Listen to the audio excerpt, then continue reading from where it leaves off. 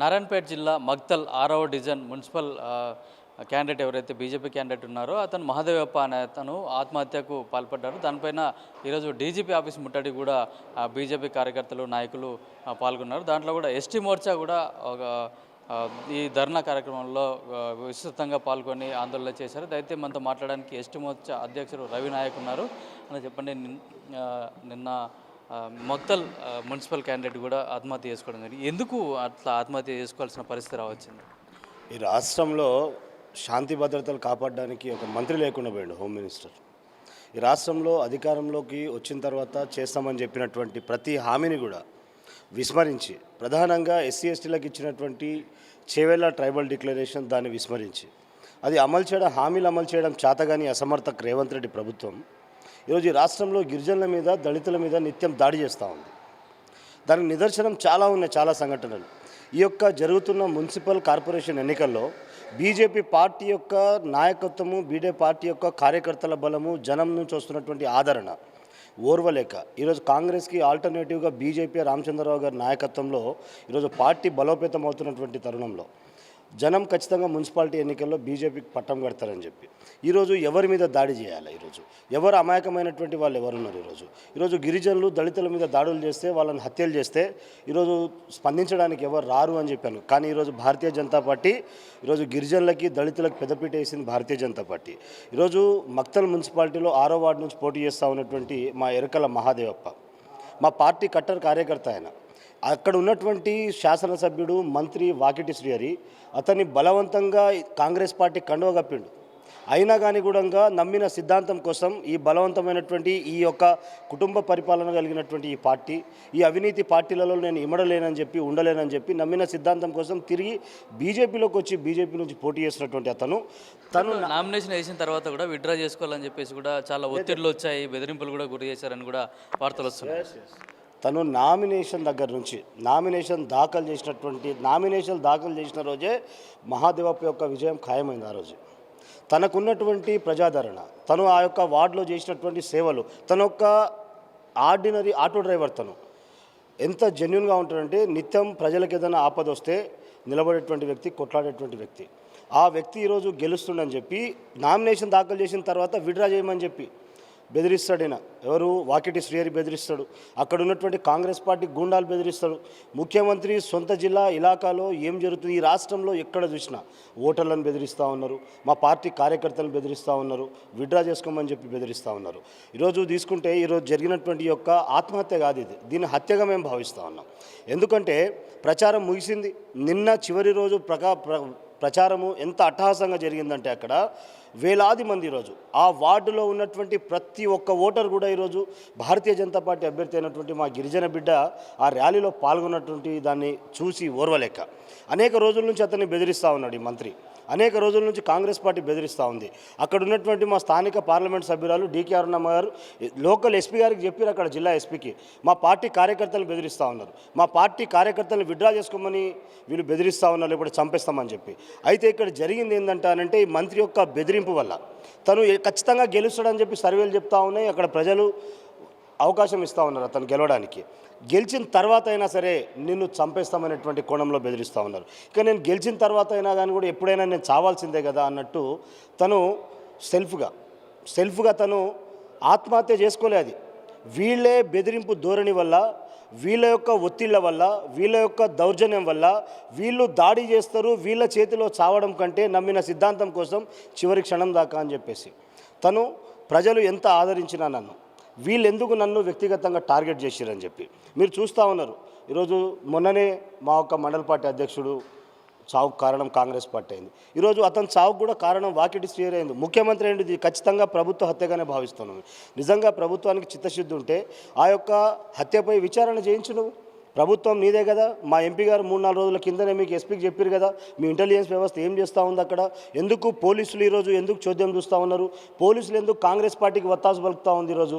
ఎందుకంటే పోలీసులు ఖబర్దారని చెప్తా ఉన్నా పోలీసులకు కూడా. నిన్న కూడా బీజేపీ నాయకులు కూడా వెళ్ళి డీజీపీకి ఫిర్యాదు చేయడం కూడా జరిగింది.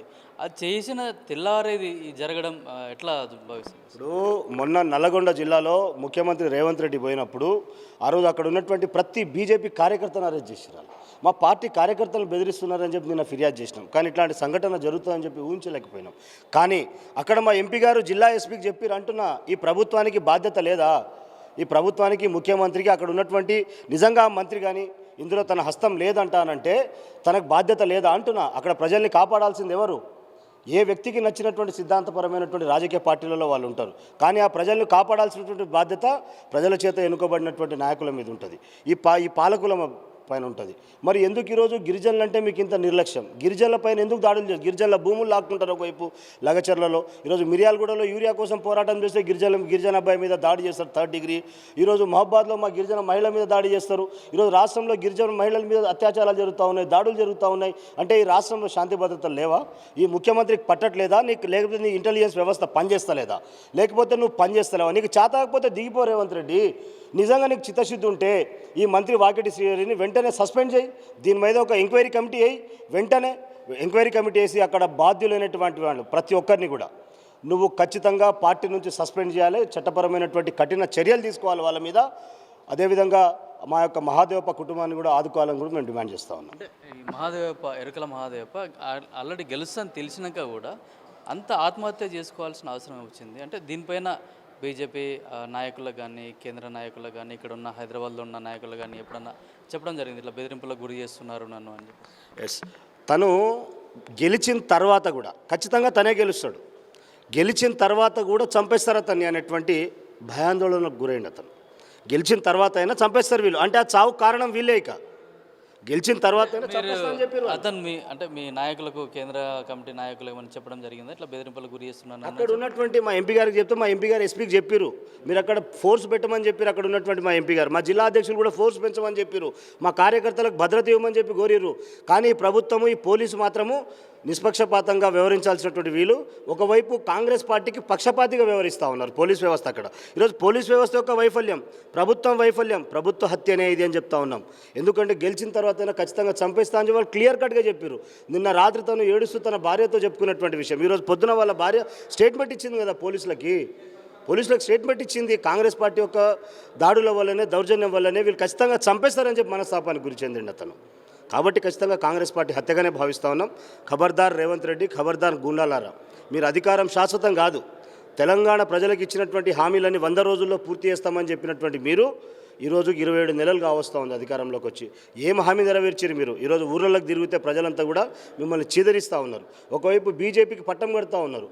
కేంద్రంలో నరేంద్ర మోడీ గారి ప్రభుత్వం చేసినటువంటి సంక్షేమాలు, ఈ రాష్ట్రంలో రామచంద్రరావు గారి నాయకత్వంలో చేస్తూ ఉన్నటువంటి పార్టీ బలోపేతం, ఇవన్నీ చూస్తూ ఉంటే ప్రజల యొక్క ఆదరణని మీరు ఓర్వలేక, ఓటమి భయాన్ని చవి చూడలేక ఈరోజు మా పార్టీ కార్యకర్తల మీద, మా పార్టీ నాయకుల మీద దాడులు చేస్తూ ఉన్నారు. అమాయకమైనటువంటి ప్రజల యొక్క ప్రాణాలు బలిగొంటూ ఉన్నారు. ఈరోజు మీకు ఆ పాపం ఉత్తిగా పోదు. మీకు ఖచ్చితంగా దీనికి తగినటువంటి బుద్ధి ప్రజలు చెప్తారు. చట్టపరంగా ఈరోజు ఆ కుటుంబానికి ఈ యొక్క అన్యాయం చేసినటువంటి వాళ్ళపైన ఖచ్చితంగా మీరు చర్యలు తీసుకోకపోతే, కేంద్రంలో ఈరోజు అధికారంలో మేమే ఉన్నాం, పార్లమెంట్లో కూడా ఆ యొక్క సంఘటన మీద చర్చ జరిగింది. మా కిషన్ రెడ్డి గారు మాట్లాడారు, మా లక్ష్మణ్ గారు మాట్లాడారు ఈరోజు. కాబట్టి ఖచ్చితంగా దీనికి కేంద్రం నుంచి కూడా ఎంక్వైరీ కమిటీ వస్తుంది. ఖచ్చితంగా నిష్పక్షపాతంగా ఈరోజు ఎంక్వైరీ జరుగుతుంది. బాధ్యులైన వాళ్ళందరి మీద కూడా చర్యలు ఉంటాయి. చర్యలు రాష్ట్ర ప్రభుత్వం ఎక్కడన్నా నెగ్లెక్ట్ చేస్తే రేవంత్ రెడ్డి, వాకిటి శ్రీహరి, మీరు ఎక్కడున్నా భారతీయ జనతా పార్టీ ఎస్టీ మోర్చా పక్షాన మేము నిలదీస్తాం, అడుగడుగునా మిమ్మల్ని కడిగేస్తామని కూడా హెచ్చరిస్తున్నాం. ఎరుకల మహాదేవప్ప ఆత్మహత్య వెనకాల ఒక మంత్రి హస్తం ఉందని కూడా మీరు ఆరోపిస్తున్నారు. అది ఒకవేళ అట్లాంటిది కనుక ఉంటే మీ డిమాండ్ ఏంటి ఒక ప్రభుత్వం నుంచి? మంత్రి హస్తం ఉందనేటువంటిది క్లియర్ కట్గా చెప్తా ఉన్నా. అక్కడ తన భార్య కంటే ఎక్కువ ఎవ్వరికి తెలియదు కదా మనకైతే. తన భార్య చెప్పినటువంటి స్టేట్మెంటు, మంత్రి వాకిటి శ్రీహరి హస్తం ఉంది ఇందులో, ప్రభుత్వము ఇబ్బంది పెడతా ఉంది, మమ్మల్ని అనేక రోజుల నుంచి బెదిరిస్తూ ఉంది, గెలిచిన తర్వాత అయినా మిమ్మల్ని చంపేస్తామని చెప్పి బెదిరిస్తూ ఉన్నారు. కాబట్టి ఖచ్చితంగా వాకిటి శ్రీహరి హస్తం ఉంది. ప్రభుత్వం లేదనుకున్నప్పుడు నువ్వు ఎంక్వైరీ చేయి. నేను చెప్తున్నా చాలా క్లియర్గా. వాకిటి శ్రీహరిది హస్తం ఉంది. Vakiti Srihari phone call check చేయండి. మీరు కాంగ్రెస్ పార్టీ నాయకుల ఫోన్ కాల్ చెక్ చేయండి. అక్కడ ఉన్నటువంటి స్థానిక పోలీసుల యొక్క ఫోన్ కాల్ చేయండి. బాధ్యులైనటువంటి పోలీస్ యంత్రాంగాన్ని కూడా సస్పెండ్ చేయాలి. మరి ముఖ్యంగా ఈ వాకిటి శ్రీహరిని పార్టీ నుంచి సస్పెండ్ చేయాలి, మంత్రిత్వ శాఖ నుంచి బర్తరఫ్ చేయి వెంటనే. ముఖ్యమంత్రి ఎందుకో మాట్లాడతలేడు ఇప్పటిదాకా దీని మీద. నీ సొంత పాలమూరు జిల్లానే కదా, నువ్వు పాలమూరు పులివని చెప్తావు కదా, నల్లమల్ల బిడ్డ అని చెప్తావు కదా. అదే నల్లమల్ల బిడ్డ ఈ పాలమూరు వలస జిల్లాలో ఒక గిరిజన బిడ్డ చచ్చిపోతే నీకేం మనసుకి పట్టట్లేదా మీకు? ఈరోజు నేను అడుగుతా ఉన్నా ముఖ్యమంత్రిని, వెంటనే అతని పైన చర్యలు తీసుకో, నువ్వు అతన్ని సస్పెండ్ చేయి, అతన్ని వెంటనే బర్తరఫ్ చేయి, ఈరోజు పార్టీ నుంచి నిష్క్రమించి అతన్ని. అప్పుడే మిమ్మల్ని నమ్ముతుంది ఈ సమాజం, లేకపోతే ఈ సమాజంలో మీరు ద్రోహులుగా మిగులుతారు. అంటే ఇప్పుడు దేవప్ప కుటుంబాన్ని కూడా మీ బీజేపీ పార్టీ ఇచ్చే భరోసా ఏంటి? మా పార్టీ కార్యకర్తలు వాళ్ళ యొక్క కుటుంబానికి మేము చాలా ప్రగాఢమైనటువంటి సానుభూతిని తెలియజేస్తా ఉన్నాం. ముందుగా మా పార్టీ కార్యకర్తకి ఎక్కడ ఆపద వచ్చినా ఈ రాష్ట్రంలో 24/7 అంబులెన్స్ లాగా పనిచేస్తూ ఉన్నాడు మా రాష్ట్ర అధ్యక్షులు రామచంద్రరావు గారు. వారి నాయకత్వంలో కార్యకర్తకి ఎక్కడ కూడా ఆటంకం రావద్దని చెప్పి ఆలోచన చేస్తాం.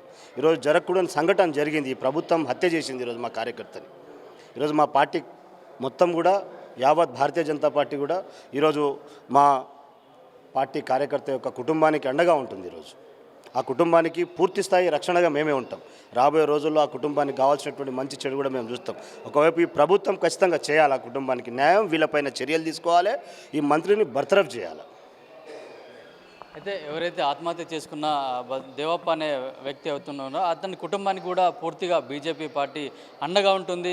అతని ఆత్మహత్యకు కారణమైన వాళ్ళు ఎంతటి వారైనా సరే అట్లా మంత్రి కనుక ఉంటే కూడా అతనిపైన కఠినమైన చర్యలు తీసుకోవాలి, వెంటనే మంత్రి పదవి నుంచి కూడా తప్పించి బర్తరఫ్ చేయాలని చెప్పేసి కూడా ఎస్టీ మోర్చా అధ్యక్షులు నేనావత్ రవి డిమాండ్ చేస్తున్నారు. కెమెరామెన్ మోహిత్తో కిరణ్ కుమార్, పల్లవి టీవీ, హైదరాబాద్.